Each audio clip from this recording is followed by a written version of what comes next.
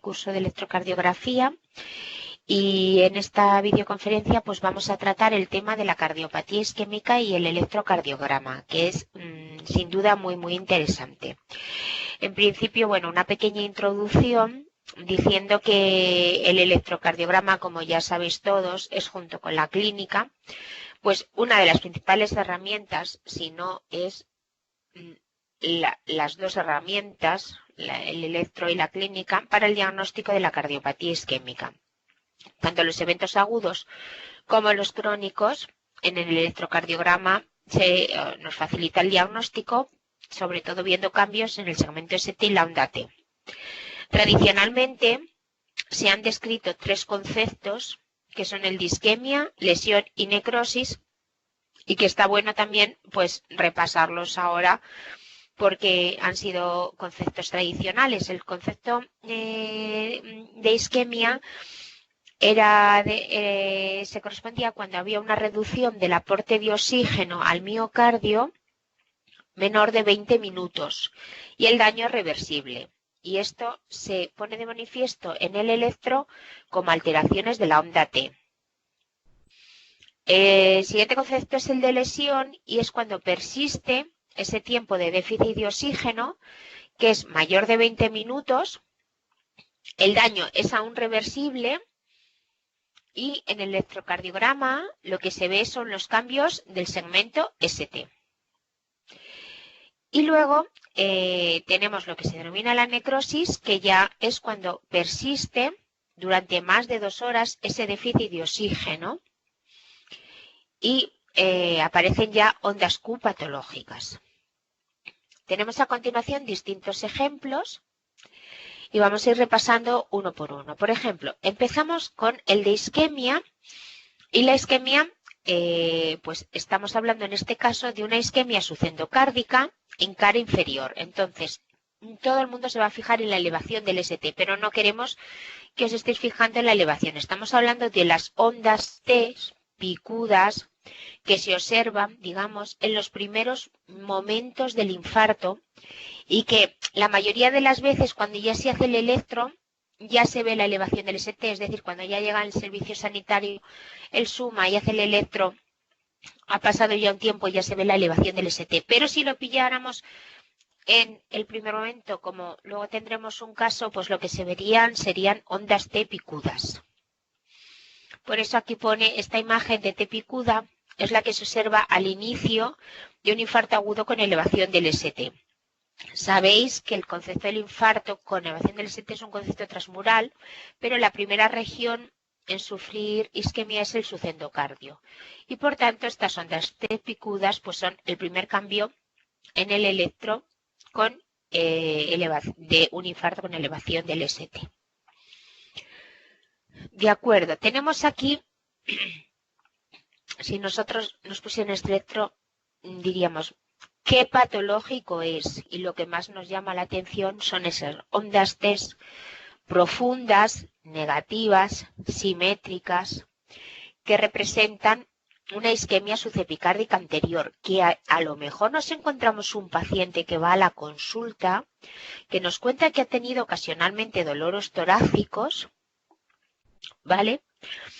Que no le ha llegado a dar infarto y nos presenta este electro que nosotros tradicionalmente también llamamos como el síndrome de la amenaza de la DA, porque subyacente por debajo pues suele ser una DA pues muy proximal la que está afectada y está dando esta isquemia tan pavorosa, que asusta tanto, ¿no? De isquemia sucepicárdica anterior. ¿De acuerdo? A continuación, pues tenemos el concepto de lesión sucendocárdica y nos estamos refiriendo a un descenso del ST que presenta el paciente, en este caso de V4, V5 y 6, cuando tiene dolor torácico o puede ser, por ejemplo, en una prueba de esfuerzo. ¿Vale? Esto sería un concepto de lesión sucendocárdica. Este caso, cuando se le da nitro o cuando deja el esfuerzo y se le pasa el dolor, se normaliza el segmento ST. descenso del ST. Vale. Y la lesión sucepicárdica, pues es el segmento ST elevado en casos de infarto con elevación del ST. ¿Vale? Es decir, como si dijéramos, ya ha llegado al epicardio, cuando hay infarto, de endocardio a epicardio, y ya se ha elevado el ST, lesión sucepicárdica. En este caso nos fijamos que es 2,3 AOF ínfero posterior. Posterior, que luego lo explicaremos, que se ve en estas dos derivaciones V2, V3. Bien, y aquí, por ejemplo, hemos puesto, a ver, adivinad qué es esto entonces. Bueno, pues si esto es V1, V2, V3, lo que se aprecia aquí es un ascenso del ST de V2 o V3, pues una lesión sucepicárdica, o lo que se puede decir que estamos ante un infarto en fase agudísima anteroseptal, con elevación del ST. De acuerdo. Una lesión sucepicárdica septal, anteroseptal. Bien, y la onda Q de necrosis, pues es, por ejemplo, en este caso de un paciente que va a la consulta, que tuvo un infarto antiguo y que, como podemos observar, tenemos unas ondas Q aquí en V2, V3, V4. Acordaros siempre de los conceptos en precordiales, la primera clase, cómo tenían que ser los complejos QRS en precordiales. ¿De acuerdo? No tiene que aparecer ninguna onda Q por ningún sitio, como mucho aparecería en V5, V6, la mini Q. Bueno, pues este es un señor que ha tenido un infarto antiguo anterior. Las ondas Q no todas son patológicas, sino que tienen que cumplir una serie de criterios, como son la duración de 0,04 segundos, que sería un cuadrito o más, excepto en AVR, una profundidad superior a 2 milímetros, o una reacción QR mayor del 25%. En 3 suele haber una Q más marcada en condiciones normales, y por eso estos criterios no son válidos. Se dice que en 3, incluso si es mayor de 6 milímetros, ya es patológica, pero no con los criterios anteriores, ¿vale? Y bueno, saber que también es frecuente, como en las derivaciones inferiores, 2,3 AVF, se alejan, entonces puede aparecer una Q en estas derivaciones sin ser patológica, ¿de acuerdo? Bien. Bueno, sabéis que dijimos el otro día que en V1, V2, el complejo es RS. Entonces, cuando vemos ahí una Q, pues es una Q de infarto anteroseptal, o por lo menos hay que tratar de descartarlo. De acuerdo.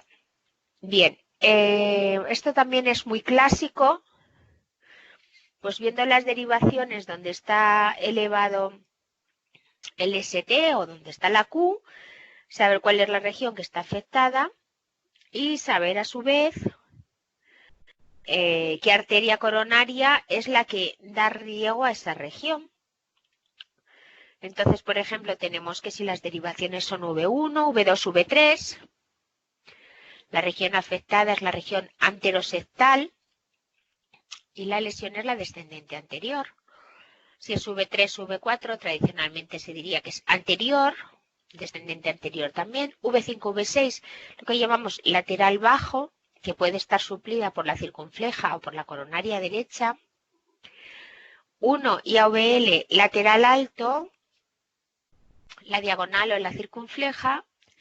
Y 2, 3 y AVF es pues clásicamente la cara inferior, que puede estar irrigada por la coronaria derecha o la circunfleja.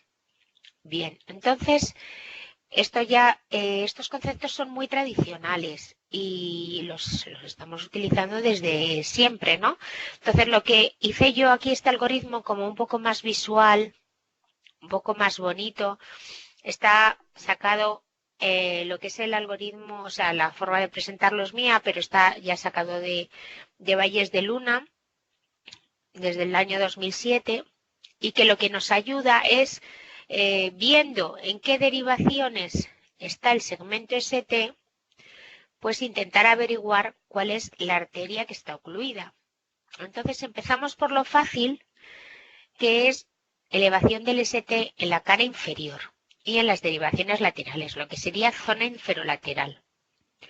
Empezamos viendo si en ese electro de ese paciente que nos ha llegado con código infarto hay una elevación en 2, 3 y AVF.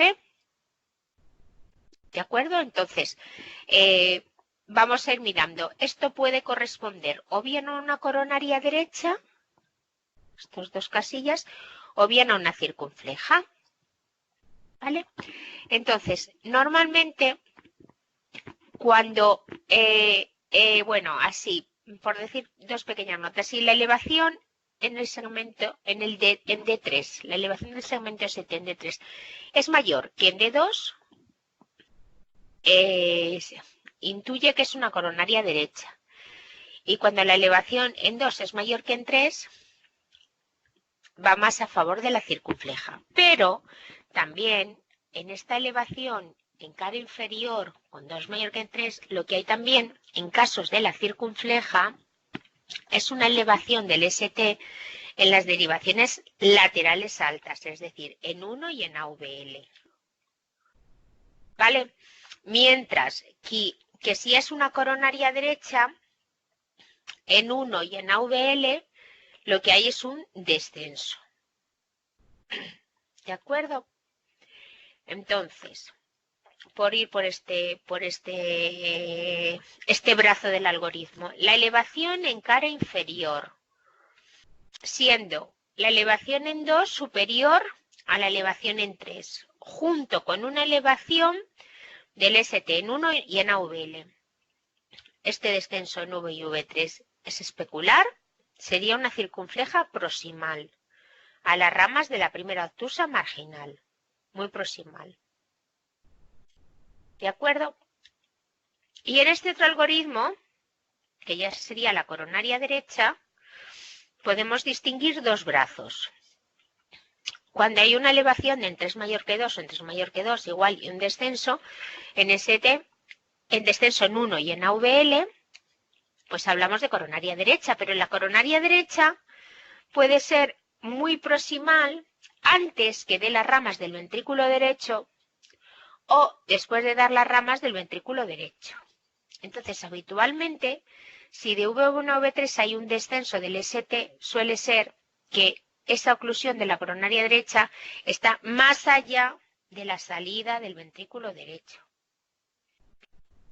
Y si además lo comprobamos con las derivaciones derechas, cuando hay una elevación en V4R con una T positiva, pues esa oclusión de la coronaria derecha está antes de dar la rama que irriga el ventrículo derecho. La verdad es que este algoritmo, así contado, bueno, no es difícil, ¿eh? No es muy difícil y es más fácil que el de la cara anterior, que luego lo veremos. Pero antes de eso vamos a hacer un ejemplo. Mirad, tengo este electro real de un paciente cuando yo estaba de guardia, aquí por enero del 17. Vemos que hay, si miramos así este primer electro, pues vemos una elevación del ST, 2, 3, AUF. Bueno, en principio, en 3 es mayor que en 2. Puedo estar hablando de coronaria derecha. Y en 1 y AVL no está ascendido. Entonces ya me voy más hacia la derecha, no hacia la circunfleja. ¿Vale? Y aquí hay un descenso en espejo. Vale. Y luego, si ya me voy hacia la coronaria derecha, ¿Cómo sé si es coronaria derecha proximal antes de la rama del ventrículo derecha o distal a la rama del ventrículo derecho? Bueno, pues hago las derechas y aquí tengo las derechas y veo que V4R no hay ascenso. Con lo cual aquí llegaría a la conclusión que es una obstrucción de la coronaria derecha después de dar la rama del ventrículo derecho. Como veis con este ejemplo y teniendo en mente, que lo podéis tener en la cartera, en el bolso, el algoritmo ha resultado súper fácil. Pero entiendo que pues que a veces tiene esto sus complicaciones. De todas formas, estamos en un curso que intentamos avanzar un poco y contar algo más que lo que ya sabemos del electrocardiograma. Porque vosotros cuando activáis un código infarto, pues no se os pide si sois del SUMA o si estáis en urgencias o si sois médico de atención primaria, que digáis, oye, creo que esta va a ser la rama ocluida. Pero bueno, esto es un ejercicio mientras estáis llevando al paciente os están haciendo el cateterismo. Por ejemplo, yo como cardióloga pues estoy mirando el electro y digo, a ver si acierto. A ver si acierto dónde está la lesión, dónde está la arteria obstruida, ¿de acuerdo? Entonces, mirad, os digo que tampoco debéis de preocuparos si esto hasta ahora no lo sabíais, porque esto hice yo también una encuesta de estas anónima, que sabéis que hago yo, y entonces yo también puse ese ejemplo y puse 4 soluciones. Dije la coronaria derecha a nivel del ostium, la coronaria derecha media, una circunfleja proximal a las ramas de la tusa marginal, o con este electro yo no sabría decir si es la derecha o la circunfleja. Bueno, pues el 50% casi de todas las personas acertaron diciendo que era una coronaria derecha media, pero otro 50% que fueron por las otras soluciones, pues no acertaron. O sea, que podamos decir que estamos en el medio. Los que lo sabemos estamos aquí dentro, los que no, pues estamos unidos otro 50%. Pero a partir de ahora, de esta explicación, seguro que os va a llamar más la atención y intentaréis hacer este ejercicio cuando estéis en una guardia, ¿no? De acuerdo, bueno, pues si más o menos era bastante comprensible y asequible el ascenso del segmento ST en cara inferolateral, pues cuando ya asciende en precordiales 1 y AVL, lo que sería la zona anterosectal, ya este algoritmo se complica porque lo he puesto así dividido como en 6, los he puesto unos debajo de otros, pero serían 6 brazos, 1, 2, 3, 4, 5 y 6 brazos. Y esto también es bastante fácil en algún sentido, porque, por ejemplo, mirad, si la elevación del ST está en todas las derivaciones, desde V1 a V4 y V5, en todos, bueno, pues esto va a ser una zona anterosectal extensa y la DA va a estar ocluida muy proximal. La DA da dos tipos de ramas fundamentalmente, que son las diagonales, que se llaman D1, D2, y las que van hacia la pared interventricular, hacia el septo. ¿Vale? Bueno, pues cuando también se eleva en V1, todo V1 es una oclusión de una DA muy proximal. Pero si ahora fijaros, solo nos fijamos en V1 y no está elevado, pero si está elevado a partir de V2, V4, V5, 6, incluso 1 y AVL, pues también sigue siendo una oclusión de la DA proximal, pero ya ha dado la rama que irriga el septo, porque digamos que V1 es la que nos indica el septo. Entonces, como en V1 no está elevado, pues eso es que el septo tiene la irrigación preservada. Entonces, es una oclusión de la DA proximal, o sea, a la diagonal, es decir, que antes de salir la diagonal, pero ya ha salido la del septo. ¿De acuerdo? Bueno, tenemos así otros casillas por aquí, ¿de acuerdo? Porque aquí, por ejemplo, hemos dicho la DA está ocluida proximal a la D1, pero distal al S1. Pero imaginaros que la oclusión sea distal a las dos, que ya han salido también las diagonales y las sectales. Entonces lo tendríamos de V2 a V4 más recortadito y también se aprecia una elevación en 2, 3 y a VF. ¿Vale? Esto a lo mejor no cuadra mucho con nuestra cabeza, pero bueno, es así, ¿vale? Para distinguir esto de esto. Y ahora, por ejemplo, vamos a hacer una que me gusta a mí mucho, que es una elevación solo del ST en 1 y AVL, que es una cara lateral, pero con descenso, ojo, que no es como el caso anterior, 2, 3 y AVF. Entonces, acordaros que antes hemos hablado que si había elevación en 2, 3 AVF y también en 1 y AVL, sería una circunfleja. Pero aquí estamos hablando de una elevación aislada en 1 y AVL con descenso en 2, 3 y AVF. Bueno, pues esto es una oclusión selectiva, fijaros, de la D1, que es la diagonal, que esté regando la cara anterolateral, o sea, la lateral limitada, ¿vale? Bueno, pues así tenéis con cada una de las regiones y cada una de las arterias. Y por ejemplo, aquí hay un ejemplo de este bonito. Mirad, 1, 2, 3, AVR, AVL, AVF, V1, V2, V3. Entonces, lo que llama la atención es el ascenso en 1 y AVL con un descenso en cara inferior. Entonces, como hemos dicho, esto sería una oclusión selectiva de la D1 y se trata de una cara anterolateral limitada. ¿De acuerdo? Bueno, a continuación también quería hablaros de otros casos así más raros, o otros casos que también pueden ser muy bonitos, como puede ser cuando hay una oclusión del tronco coronario izquierdo, que sabéis que es de donde sale la DEA y la circunfleja, que es algo sumamente grave. ¿Vale? De hecho, cuando hay una obstrucción en el tronco, esos pacientes en vez de stent se suelen mandar a cirugía cardíaca para poner bypass.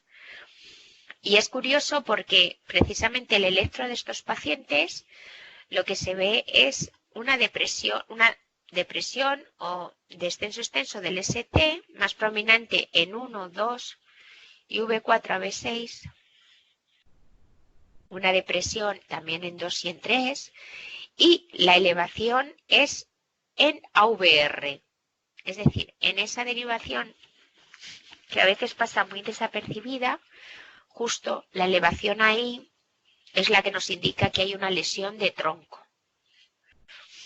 Y aquí, por ejemplo, tenemos un ejemplo muy llamativo,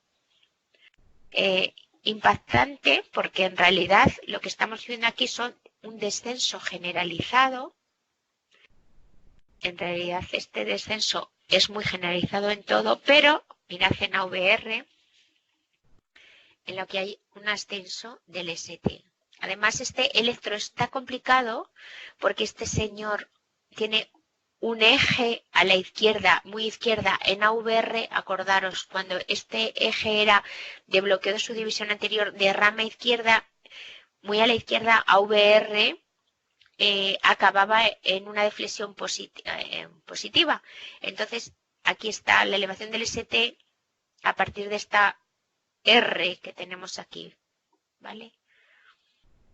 Porque, por ejemplo, en este otro, que también es una oclusión del tronco coronario izquierdo, pues tenemos un descenso del segmento ST, también muy generalizado, ¿de acuerdo? Pero aquí, en AVR, pues vemos este ascenso del segmento ST. ¿De acuerdo? Bueno, muy bien. Pasemos ahora a una serie de casos que son muy chulos también, que los vamos a ir repasando. Este, por ejemplo, es el caso de un varón de 68 años que tenía todos los factores de riesgo y que acudió a urgencias en las últimas 48 horas presentó un dolor torácico y radiada mandíbula cuando camina deprisa. Entonces, cuando llega a urgencias, presentó un episodio de dolor y se observa en ese episodio un descenso del segmento ST con dolor de V5-V6. Se le aplicó nitrosulingual y este descenso pues más o menos se normaliza, ¿no?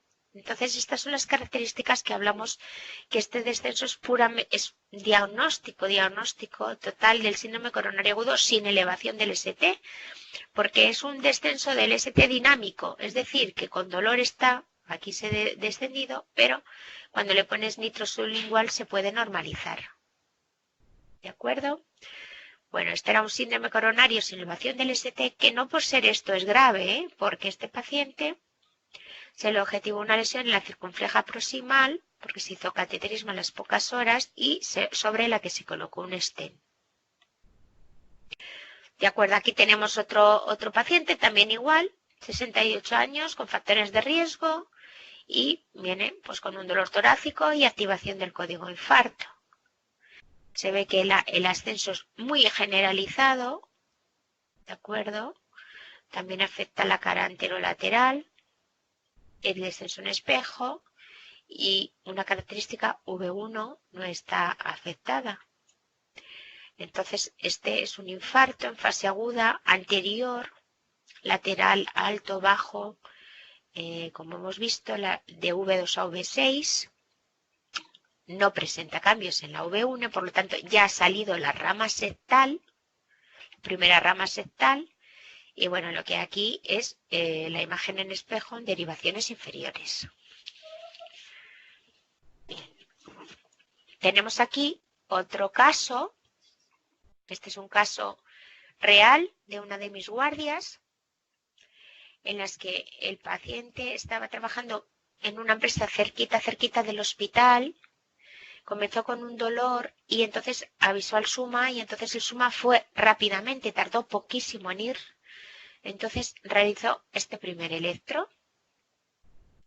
Y este primer electro, en realidad, a mí me avisaron porque el señor tenía un componente vegetativo, se encontraba malo, lo veían malo y dijeron, bueno, mira, Ana, que vamos a llevar este paciente, que es un síndrome coronario sin elevación del ST, pero lo vemos malo y creemos que hay que hacerle una coronariografía urgente.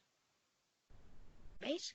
Bueno, pues este se trasladó desde esta empresa que estaba al lado del hospital a nuestro hospital y cuando llegó a urgencias de nuestro hospital, pues mirar cómo ha cambiado. Aquí ya había una elevación del ST en V1, V2, ¿vale? O sea, ya había dado la cara. Entonces, esto ya era un síndrome coronario agudo con elevación del ST, al menos anteroseptal. Sí que es verdad que también aquí persistía algo de descenso, las tespicudas, es decir, que esto había sido el electro más precoz, mucho más precoz. En los primeros minutos pues el dolor, lo que estábamos hablando de las ondas T negativas, y aquí ya había una corriente de lesión. ¿De acuerdo? Entonces, bueno, a este señor, como era más o menos la hora, bueno, no, estaba hemodinámica de alerta y entonces no se habían ido, entonces fue todo muy rápido, pues ya se le hizo un cateterismo sobre las 4 de la tarde y se observaron que había 2 lesiones en la DEA proximal con un compromiso de flujo distal y se realizó una angioplastia primera con una stent en la DEA proximal y luego tenía otra lesión en el segmento medio sobre la que se hizo ACTP. ¿De acuerdo? O sea que fijaros qué caso más chulo. Este es como le quedó después a las 48 horas. La verdad es que hay veces que sabéis que en los infartos el tiempo es músculo, como se suele decir, ¿no? Y el tiempo es vida, ¿no? Pues efectivamente, incluso aquí se corrió mucho porque es que fue todo como seguido, pero ves que ha quedado aquí una onda Q que llega aquí, V1, V2, V3, ¿vale? Y bueno, esto es el evolutivo del infarto. caso muy bonito, la verdad. Bueno, tenemos otro electro aquí de otro caso. Y aquí lo que vemos es, bueno, las derivaciones frontales, 2, 3, AVL, AVF, y luego las precordiales. ¿De acuerdo? Entonces, para empezar, en 3 es mayor que en 2, nos sugiere también más una coronaria derecha. Y luego lo que es importante también es ver que en la posterior, si hubiera una afectación solo, que fuera un infarto posterior, se observan V1, V2 y en vez de manifestarse como un ascenso, se ve como un descenso. Entonces este infarto es ínfero-posterior. Es decir, el infarto posterior aislado es poco frecuente y habitualmente acompaña el inferior. ¿De acuerdo? Entonces por eso, como ya nos llama la atención el inferior, luego miramos infero-posterior. Pero si fuera un posterior solo aislado, esto se ve como un descenso y hay que activar también el código infarto, porque es el equivalente al ascenso del segmento ST, que luego lo veremos con más calma también. ¿De acuerdo? Entonces, bueno, lo que hemos dicho, y hay un descenso precordiales derechas, imagen en espejo, y en la región lateral baja, con ST elevado de V4 a V6.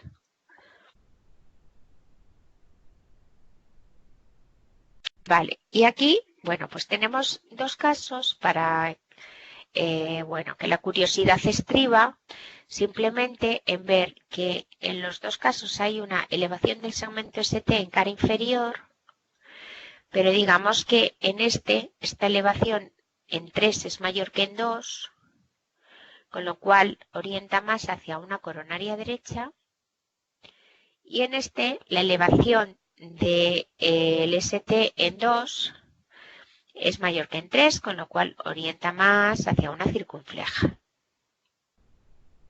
Bien, a continuación tenemos a Manuel, que es un señor de 82 años que te ha tenido un dolor muy fuerte hace 16 horas, de varias horas de duración, que cedió algo, pero como vive solo y pues por no llamar a su hija hasta el día siguiente que venía a verle, pues no le llamó. Entonces se lo contó, fueron a urgencias y en este caso, pues ¿qué tenemos aquí? Pues vemos que este señor había tenido un infarto, ya llevaba por lo menos 16 horas evolutivamente, había ondas Q ya establecidas y el segmento ST todavía permanecía elevado. Esto es un infarto en fase subaguda.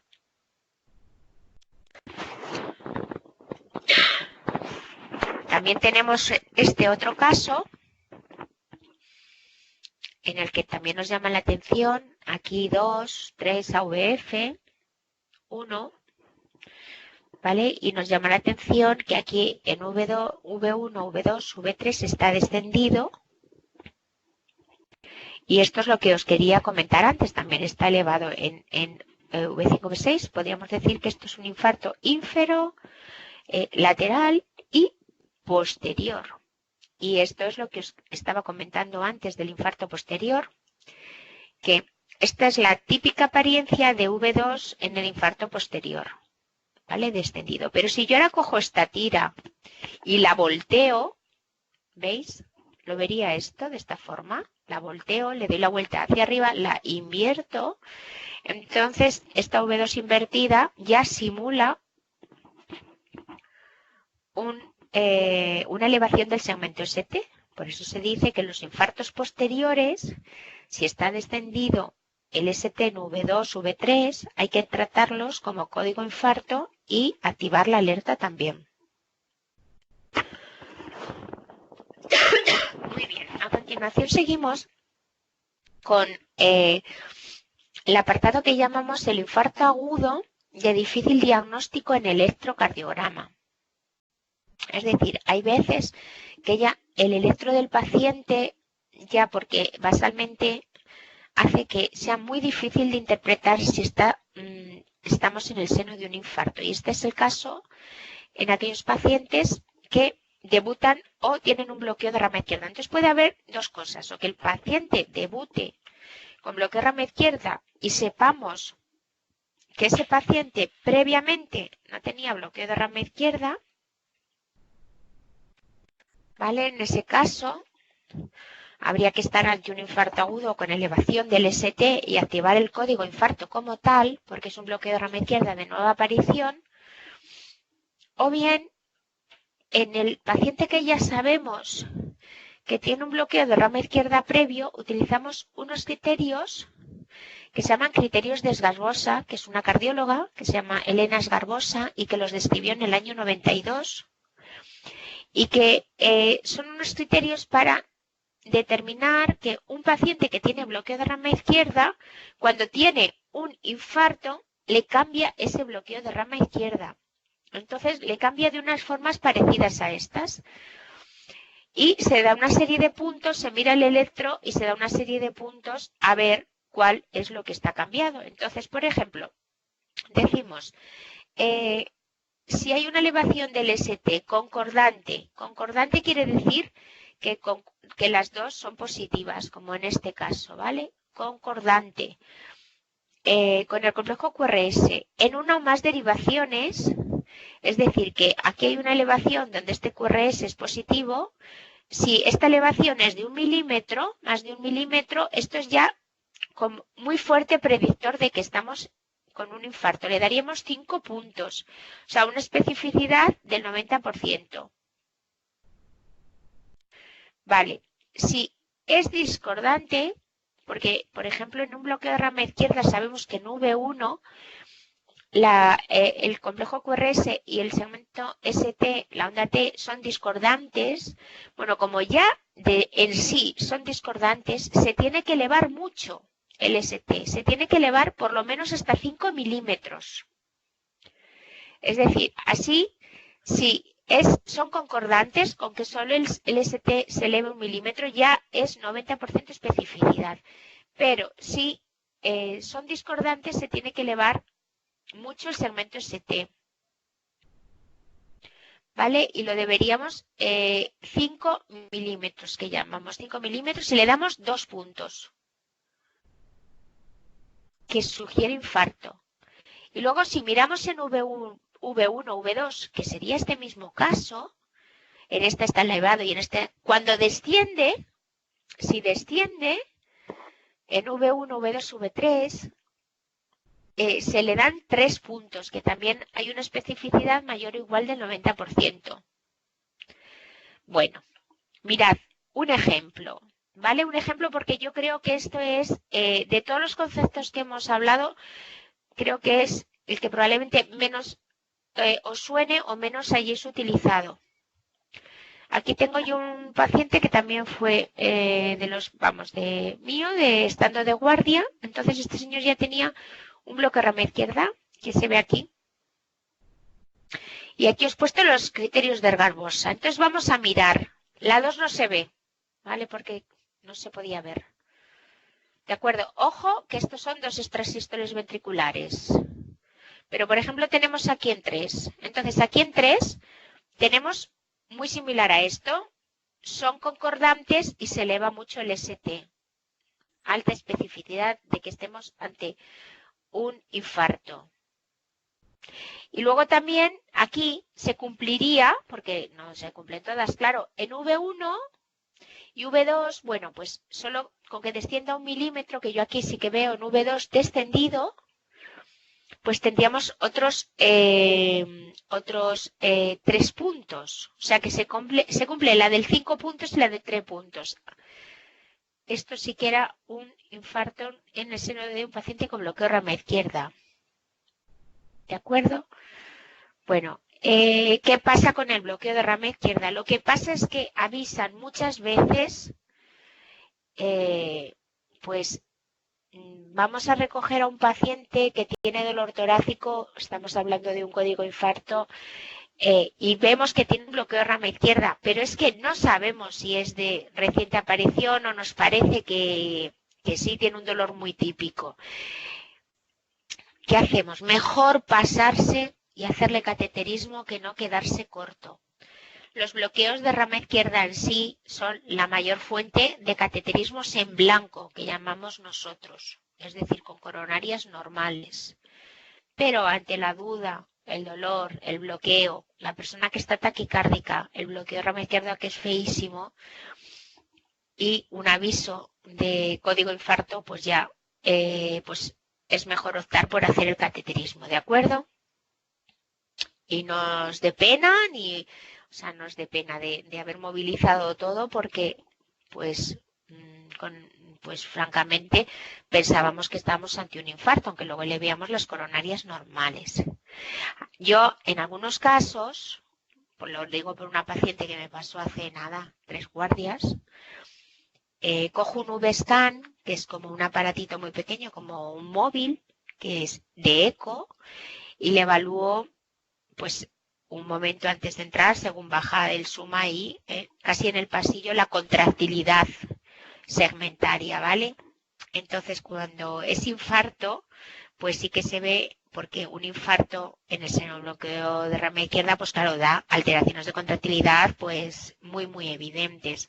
Lo que se suele ver es todo el septo aquinético, toda la cara anterior. Entonces, bueno, pues eso también nos ayuda pues a decidir. Si es un bloqueo de rama izquierda y todo se contrae dentro de lo que cabe bastante bien, aun sabiendo que con el bloqueo de rama izquierda siempre hay una alteración de la contractilidad secundaria al bloqueo de rama izquierda, bueno, pero si encuentro alteraciones de la contractilidad muy significativas, pues entonces adelante con el cateterismo, ¿vale?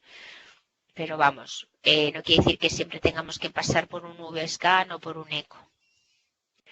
Bueno, tenemos otro caso, que es este caso clínico, el caso 10, en el que a ver qué os parece aquí. Si vamos mirando en V1 nos parece V2, V3, o sea, las derivaciones normales ahí serían R pequeña, S, R más grande, S más pequeña, R más grande, S más pequeña, y sin embargo ahí no hay ninguna R. Directamente hay Qs en V1, V2, V3, V4. Este señor ha tenido un infarto. Tenemos todavía elevado el segmento ST en estas caras, o sea, estamos en fase subaguda, pero el key de la cuestión, este ejemplo, está puesto por esta R que hay aquí, que esta es una R segunda de bloqueo de rama derecha.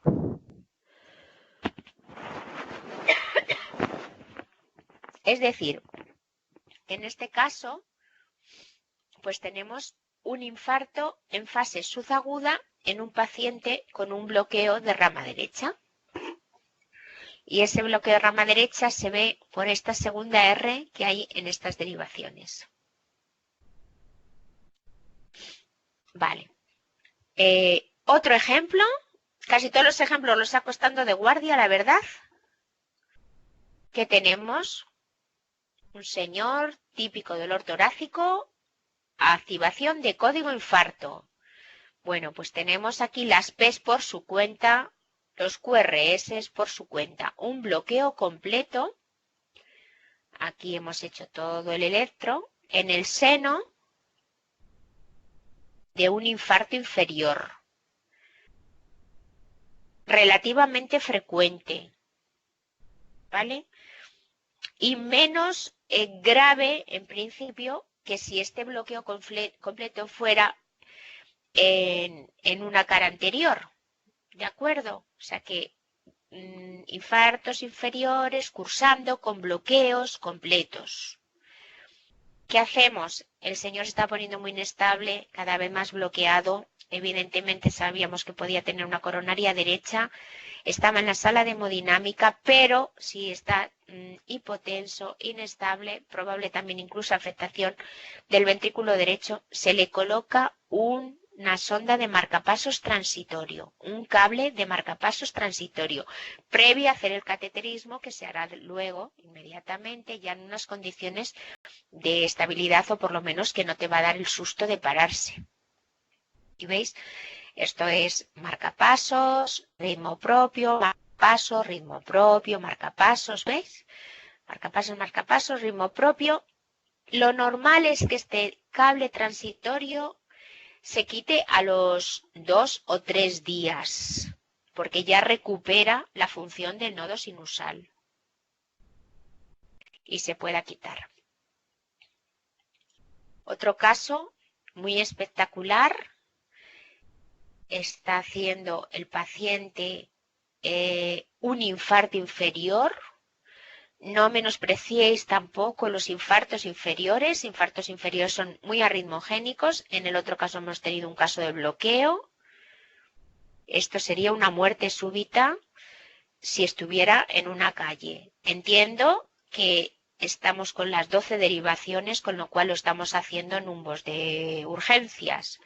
Tenemos un desfibrilador a mano, ritmo desfibrilable, que se desfibrila. Esto nos ha pasado. Viene el SUMA, el paciente baja de la ambulancia y estamos incluso llevándolo de lo que es el SUMA, de lo que es urgencias a la sala de hemodinámica y desfibrilar 5 o 6 veces en el camino, ¿de acuerdo? O sea que muy atento también en el camino que vamos llevando todos muy deprisa hemodinámica, porque puede hacer este tipo de arritmias, ¿de acuerdo? Bien, me quedan ya unas poquitas, 5 diapositivas, bueno, que he querido también poner porque también son muy bonitas, que estas comienzan con este título que digo yo: los criterios, los patrones, los síndromes deben acompañarse de un apellido para pasar a la historia. Entonces, últimamente, no sé por qué este patrón, el patrón electrocardiográfico de De Winter, que yo al principio pensé, pues querrá decir el patrón de invierno. No, Winter es el que lo inventó, ¿vale? Entonces, este patrón, últimamente, no sé por qué, si ha habido algunos electros más, que bueno, ha estado por las redes, ¿no?, hablándose de este patrón recientemente. Entonces, es un equivalente del infarto anterior, pero que sin la elevación obvia del segmento ST. Lo que se ve en el electro es depresión del ST y ondas T picudas hiperagudas en derivaciones precordiales. Ojo, es como si dijéramos nos hemos quedado en la fase inicial del infarto anterior con las ondas T picudas. Y hay depresión del ST, no hay elevación. Este patrón se ve aproximadamente en el 2% de las oclusiones de la arteria de A. Y es, ojo, infradiagnosticado por los clínicos. No pone por quién. Por los cardiólogos seguro que también. Hay que estar al loro. Y no estar familiarizado con este patrón de alto riesgo puede dirigir a infratratar, en el sentido no activar el código infarto, con unos efectos negativos en la mortalidad y morbilidad. Y fue primeramente descrito por Winter y colaboradores. Y este sería, bueno, yo he tenido alguno pero realmente estos son de internet, ¿no? De un artículo. Entonces es, pues, fijar un patrón sutil de descenso del ST, hombre, compatible con que tenga el señor un episodio de dolor torácico que te sugiera, y estas ondas T picudas. Esto sería a la 1 de la madrugada. Y a las 2 de la madrugada pues sigue igual, o sea que no hay elevación, sino que persiste este patrón, ¿de acuerdo?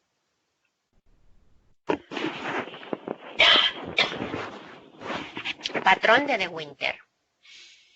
De acuerdo. Bueno, y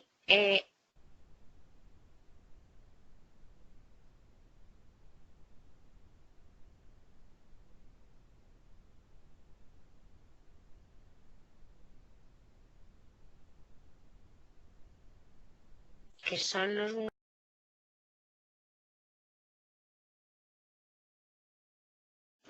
tan anchos, y orienta, quizá lo ves a primera vista, pues orientaría pues a unos trastornos electrolíticos, tipo pues hiperpotasemia, por ejemplo, por decir algo, ¿vale?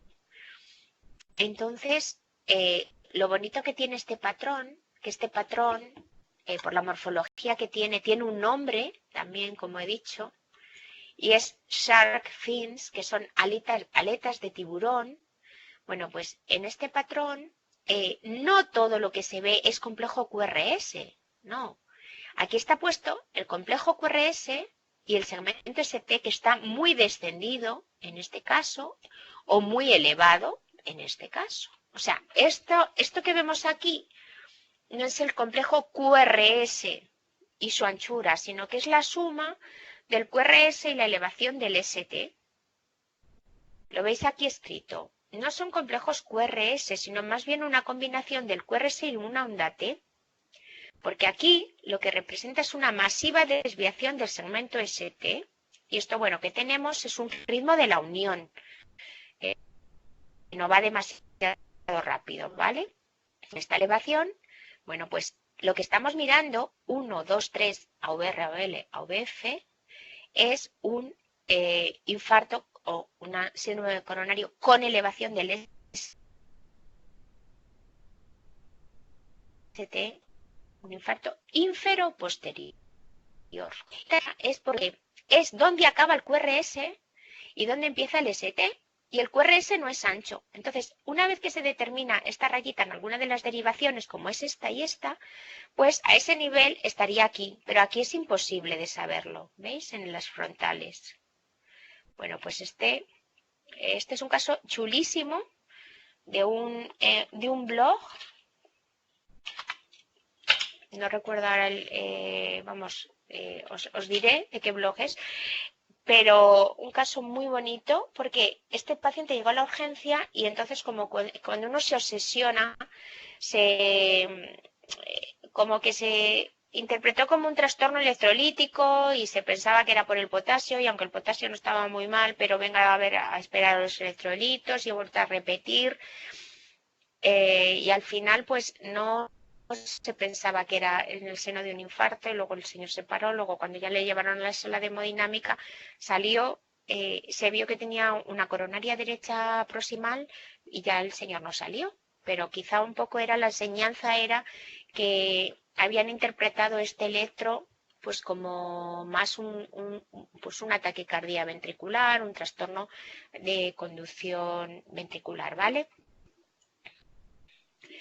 Y bueno, pues con esta diapositiva, que es la verdad es que es bonito, y este patrón, pues nada, ya hemos acabado esta presentación.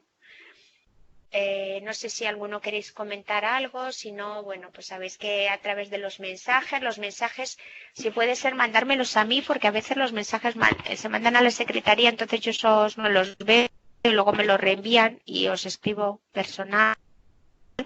Entonces, bueno, pues cualquier duda que tengáis la podéis mandar y sabéis que esta charla y las anteriores, pues nada, la podéis ver luego en diferido, que se colgará pues en un ratito, en unas horas, ¿vale?